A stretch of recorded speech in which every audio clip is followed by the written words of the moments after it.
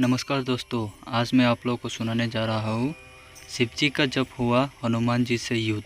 त्रेता युग में राम और रावण युद्ध के बाद जब प्रभु श्री राम अयोध्या लौट आए तो उन्होंने अश्वमेध यज्ञ का आयोजन कराया। यज्ञ करने के बाद अश्व को स्वतंत्र विचरण करने के लिए छोड़ दिया जाता था, जिसके पीछे यज्ञकर्ता राजा की सेना होती थी। जब ये अश्व दिग्विजय यात्रा पर जाता था तो स्थानीय लोग इसके पुनरागमन की प्रतीक्षा करते थे। इस अश्व के चुराने के या इसे रोकने वाले नरेश से युद्ध होता था।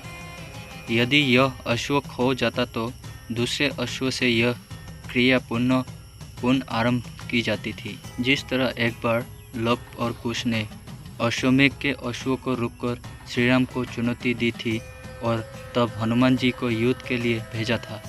लव और कुश से युद्ध के दौरान हनुमान जी समझ गए कि वो कौन है, तो उन्होंने खुद को लव और कुश के हाथों बंदी बनवा लिया था। तब बाद में लक्ष्मण आदि युद्ध करने गए और परास्त हो गए तो अंत में श्री राम आए थे।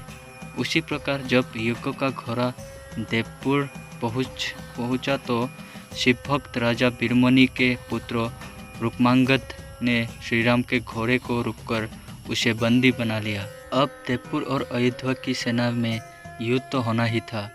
बीरमणि ने सुना कि श्री राम के अनुज शत्रुघ्न की बाहिनी युद्ध के लिए बढ़ती चली आ रही है।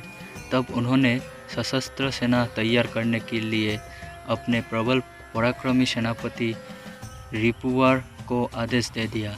फिर स्वयं शिवभक्त राजा बीरमणि के भाई बीरसिंह, भांजे बनमित्र तथा राजकुमार रुक्मांगद के साथ युद्ध के लिए रणभूमि में पहुंच गया। भीषण युद्ध हुआ जिसमें हनुमान जी ने सभी को पराजित कर दिया। अंत में बीरमणि को हनुमान जी ने मूर्छित कर दिया। शिवभक्ति बीरमणि को शिव जी ने वरदान दिया था कि जब भी संकट आएगा तो मैं तुम्हारी सहायता करूंगा। भगवान अपने गणों के साथ युद्ध के मैदान में पहुंच गए। गणों से सभी कुछ छिन्न भिन्न कर दिया। वीरभद्र ने शत्रुघ्न के पुत्र पुष्कल का सिर काट दिया और शिवजी ने शत्रुघ्न को घायल कर दिया। हनुमान जी ने दोनों को रथ में रखा और सुरक्षित किया। फिर हनुमान जी सेना का मनोबल बढ़ाते हुए गर्जना करके आगे बढ़े और शिवजी के सामने जाकर खड़े हो गए। फिर दोनों में भयंकर और प्रलयकारी युद्ध हुआ। क्योंकि हनुमान जी रुद्रावतार थे और उन्हें सभी देवी देवताओं ने वरदान दे रखा था कि कोई अस्त्र शस्त्र से तुम बंध नहीं सकते हो और ना ही पराजित हो सकते हो।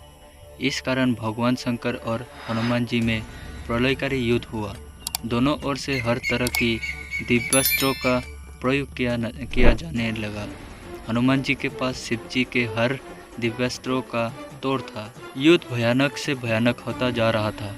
यह देखकर भगवान राम वहां प्रकट हुए और श्री राम जी ने हनुमान जी को समझाया कि आप जिससे युद्ध कर रहे हो शिव ही राम है और राम ही शिव है। ये सुनकर हनुमान जी को शिव में ही राम का रूप नजर आने लगा।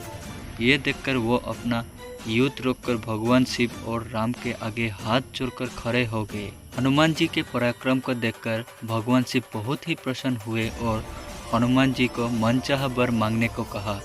इस प्रकार इस युद्ध का अंत हुआ। इस युद्ध में श्री राम और भगवान शंकर ही लीला थी। इस युद्ध में भगवान शंकर हनुमान की परीक्षा ले रहे थे।